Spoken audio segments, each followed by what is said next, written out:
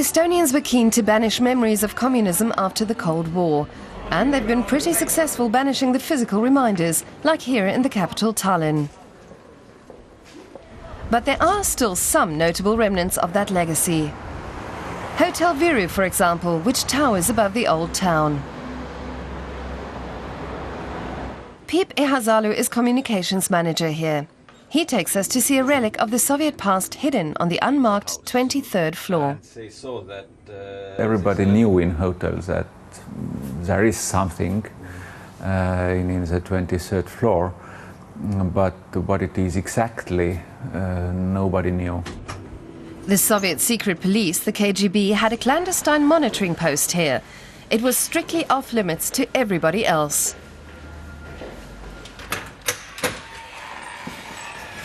No, this is a room what KGB left us in 1991 when we may say they disappeared from the house in one day. There were about 60 rooms what were wired or where it was possible to spy or to listen to tape, to record the visitors. The KGB's agents had their ears everywhere. They communicated regularly with their colleagues across the Gulf of Finland in Helsinki and also had a hotline to Moscow. Yeah. Hotel technician N. Palmitz recalls how his services weren't wanted on the 23rd floor. Once I had to replace a phone. The door was slightly open. I took a look inside and suddenly felt the barrel of a gun in my stomach. They grabbed the phone and threw me out.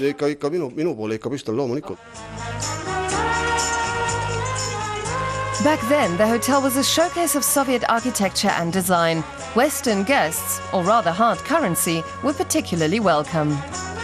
Uus vertikaal Tallinna siluetti, suurhotell Viru.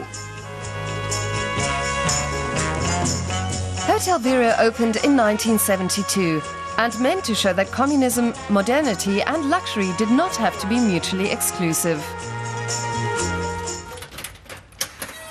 20 years after the collapse of the Soviet Union, the 23rd floor has been turned into a museum.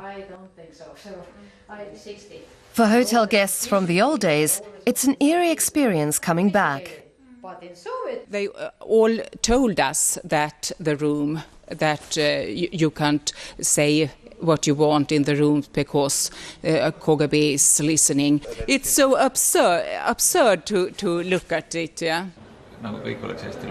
Spying on citizens was common practice during the communist era. Some people suffered far worse, but the new exhibit doesn't delve into that. When we opened it, we were even accused that now you open the museum about Soviet time and you are not telling about these awful things.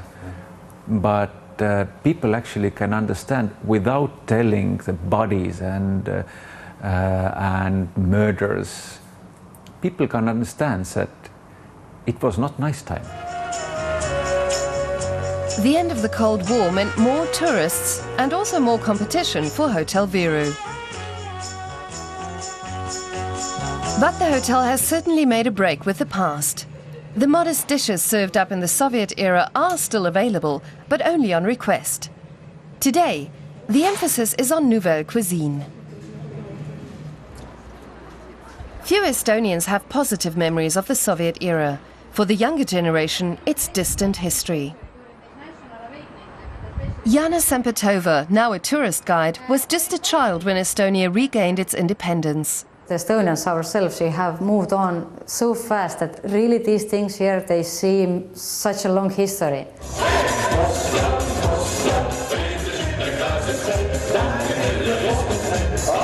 But even a painful history can be an entertaining one. Hotel guests are treated to a Soviet-themed music and dance show, nostalgia without the sentimentality.